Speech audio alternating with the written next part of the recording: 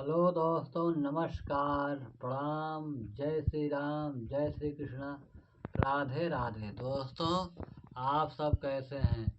आशा करते हैं अच्छे होंगे, स्वस्थ होंगे। दोस्तों हम एक गीत सुनाने जा रहे हैं। पसंद आए तो लाइक कीजिए, कमेंट कीजिए, सब्सक्राइब कीजिए और भर भर के ढेर सारा आशीर्वाद दीजिए।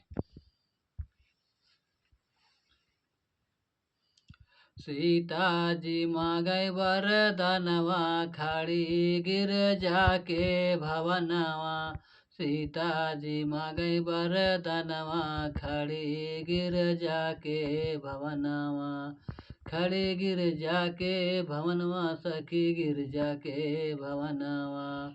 सीता जी मांगै वरदानवा, खड़ी गिरजा के भवनवा। राजा दशरथ जस ससुरा मांगै, राजा दशरथ जस ससुरा मांगै। रघुबर मांगै सजनवा, रघुबर मांगै सजनवा। खड़ी गिरजा के भवनवा। रघुबर मांगै सजनवा, खड़ी गिरजा के भवनवा। सीता जी मांगै वरदानवा, खड़ी गिरजा के भवनवा। सीता जी मांगै वरदानवा, खड़ी गिरजा के भवनवा। लक्ष्मण भरत जस देवरा मांगै, लक्ष्मण भरत जस देवरा मांगै। लाओ कुश मांगै ललनवा, खड़ी गिरजा के भवनवा। लाओ कुश मांगै ललनवा, खड़ी गिरजा के भवनवा। सीता जी मांगै वरदानवा, खड़ी गिरजा के भवनवा।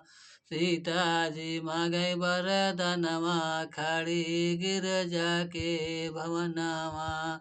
जब सीता जी निकली गिरजा भवन से, जब सीता जी निकली गिरजा भवन से।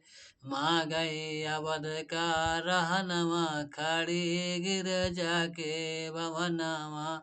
सीता जी मांगै वरदानवा, खड़ी गिरजा के भवनवा। ओ गिरजा के भवनवा, सखी गिरजा के भवनवा। सीता जी मांगै वरदानवा, खड़ी गिरजा के भवनवा। सीता जी मांगै वरदानवा, खड़ी गिरजा के भवनवा।